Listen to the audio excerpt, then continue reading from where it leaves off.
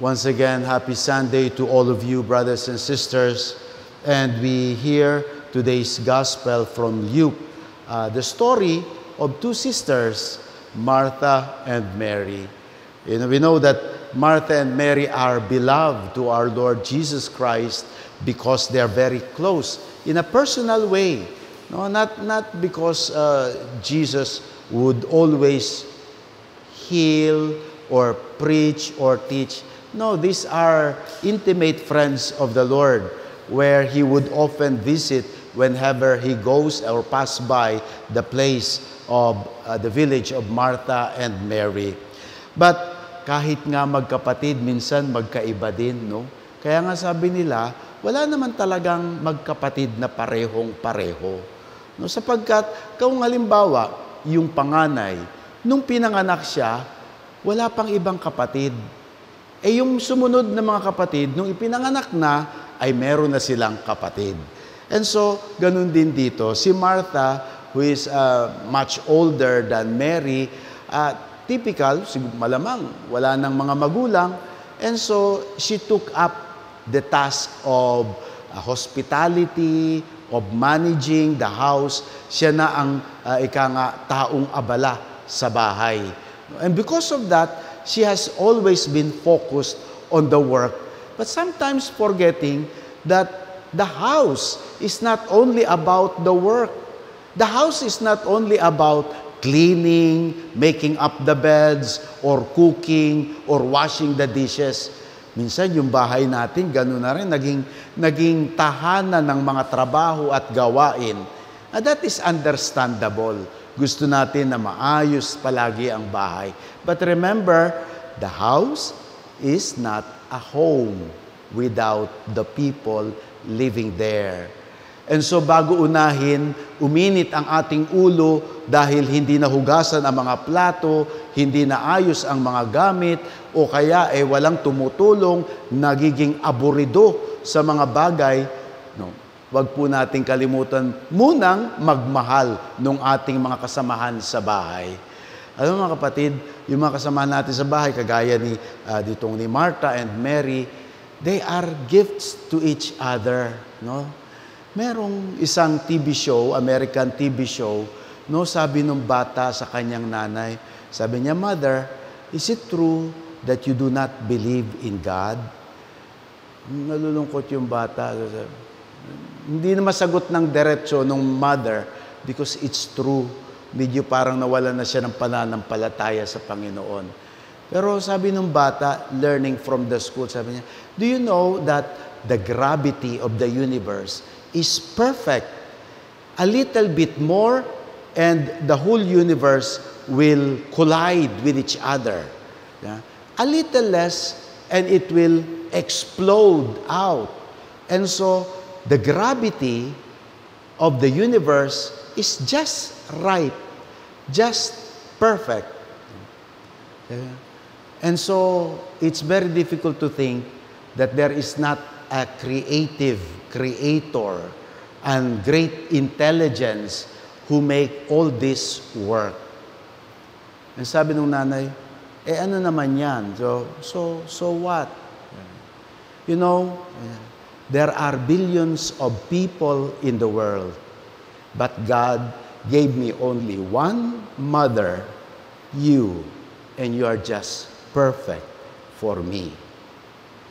Now, brothers and sisters, in the family, let's take one another. Hindi yung pabigat, istorbo sa buhay. Sometimes, we could look at each other as problem to ourselves. That's how we think. But I don't think that's how God designed it to be. Each and every member of the family, like Martha and Mary to each other, is a gift. Sana we look and appreciate one another as God's gift. Kung ano man ang kanilang kaugalian, like Mary, gusto lang nakaupo, nakikinig palagi sa Panginoon, no? Let's allow diversity and differences in the family. Dahil kahit nanggaling lamang tayo sa isang puno as a family, but then we are different. No single leaf is the same as the other. No single branch is the same as the others.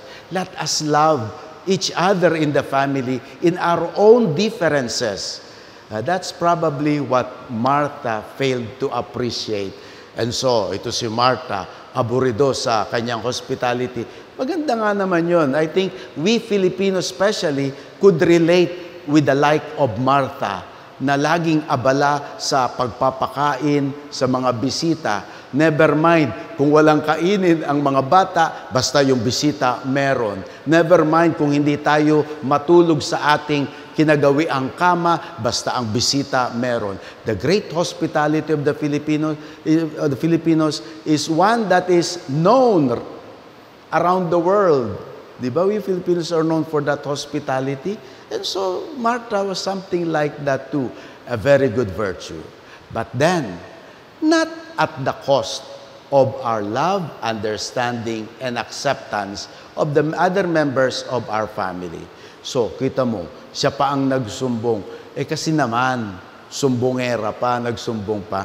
Remember, Martha is also a saint, ha? Kaya madami tayo mga complain ng complain.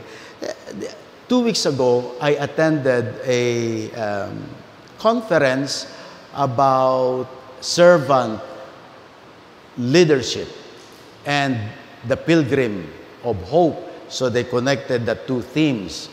And there was a businessman who was one of the guests, one of the speaker. And when the panelist, one of the panelists and the moderator asked all of them, one senator, one artista, and one businessman. And when they were asked, what's the one thing we could do? What's one thing we could do to encourage hope and positivity in the community? Alam mo, sabi lang ng businessman, stop complaining. O nga naman, maybe it's a reminder for us, the example of Martha, when we tend to complain about everything, the weather, the prices, the traffic, the kind of people, the social media, the news, and everything. Naku, pag we are all full of complaints, talagang magsasalubong ang ating mga kilay. But, so, I have a little bit more, lighten up a bit, especially, again, to those people that God has gifted us with. And so si Martha, sa kanyang pagko-complain sa Panginoon, kala niya kakatigan siya ng Panginoon. A little bit of a humor here. Hindi tuloy siya kinampihan ni Lord. Bagkus, he said, Mary, she has chosen the better part. And what is that part? Of always staying with the Lord. Listening to the Lord, just enjoying the presence of God with us. Minsan, pati yung ating pagsamba sa Diyos, our relationship with God, becomes a work in itself. Something that, magsisimba pa, magmamadali pa, o wag mo ako istorbohin, magdadasal pa ako. Maingay kayo, nagro-rosaryo ako. Pati yung ating pakikitungo sa Diyos naging dahilan pa why we could have a negative relationship with other people. Should not be. Our relationship with God, ang ating pagsisimba, ang ating pagro-rosaryo, pag-devotion, all of that is good. We should do that. But again, not at the cost of our relationship with one another. There's something in the teachings of Jesus that in our relationship with God will always be connected with our relationship with one another. Remember that scribe to ask the Lord, Lord, how can I get to heaven? What's the greatest commandment? And the Lord said, what's the greatest? He's only expecting for one. And so the Lord said, love the Lord your God with all your heart, with all your soul, and with all your mind. And immediately, the Lord followed it with love your neighbor as well. May we look for God and we find Him in our neighbors. And so, ganun din yung kay Mary. When Mary enjoyed the presence of the Lord sitting by the feet of our Lord Jesus Christ, then that should also put us in the right wavelength, in the right vibes with our brothers and sisters. Brothers and sisters, our gospel today is a good news to us and a reminder that our approach to the Lord are always two-pronged. We can be busy serving Him, but we could always have a time to sit down and just enjoy the Lord. You know, there's a kind of spirituality that others, I think it's Cardinal David, who calls every day, he has his coffee with the Lord. I don't know what that means. If I imagine that the good Cardinal David would sit down before the Blessed Sacrament, but one is the prayer book maybe the newspaper is there too, but also with a cup of coffee. Why not? No? The important thing is that we spend time with our loved ones, God including. We love the Lord, we spend time with Him, we listen to Him, but we also put much love and time with one another. Amen.